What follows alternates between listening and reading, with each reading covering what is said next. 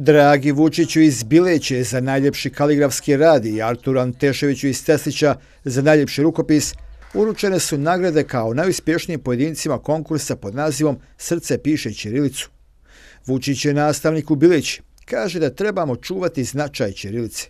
Ćirilica je izuzetno važno pismo. Treba da sačuvamo taj značaj ćirilice. Znamo da smo imali prelijepo pismo staroslovensko, koje nažalost samo koristi još uvijek Srpska pravoslavna crkva. A ne bi trebalo da bude tako. Trebalo bi da se organizuju vjerovatno neki dodatni časovi, čak neke fakultativne nastave tog staroslovenskog pisma. Ćirilica je kao nastavak tog staroslovenskog pisma. Znamo ko je osnovao ćirilicu. Sveti Ćirilo i Metodije su osnovali glagoljicu, zatim njihovi učenici, Sveti Kliment, Sveti Naum, pa sve do Vuka Karadžića. Ništa manje važna nije ni latinica od ćirilice. Naravno, sve su to naša pisma. Treba da ih njegujemo, čuvamo i to je bogatstvo naših naroda na ovim prostorima. Artur Antešević, učenik je 8. razreda iz Đulića kod Teslića, poručuje svima da njeguju i pišu ćirilicu. Ja sam Artur Antešević, dolazim iz Teslića, idem u 8. razred osnovne škole Ivo Andrić na Đuliću. Veoma sam ponosan što je komisija prepoznala moj trud po drugi put. 2019. godine osvojio sam svoje prvo zlatno pero u kategoriji mlađi osnovci. Iskoristio bih priliku da pozdravim svog nastavnika srpskog jezika Ranka Letića.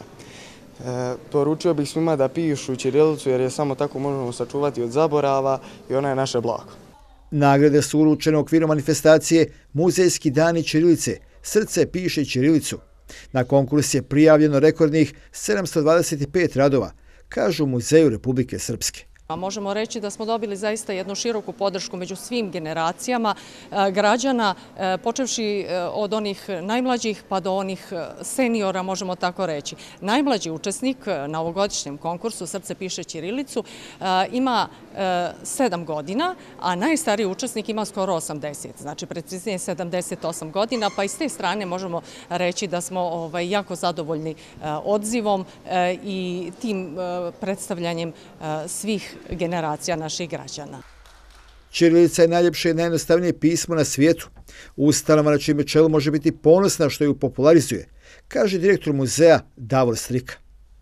Kao što ste mogli da čujete, prošle godine smo prvi put započeli sa ovom manifestacijom. Prijavilo nam se preko 200 učesnika širom Republike Srpske, dok ove godine već imamo preko 700 pristiglih radova. Ovo znači da bi ova manifestacija mogla da preraste u tradicionalnu manifestaciju koju će Muzej Republike Srpske da realizuje svake godine, zato što je interesovanje javnosti veliko, izuzetno veliko.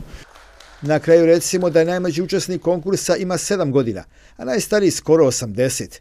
Pokrovitelji manifestacije su Ministarstvo prosvjete i kulture i grad Banja Luka.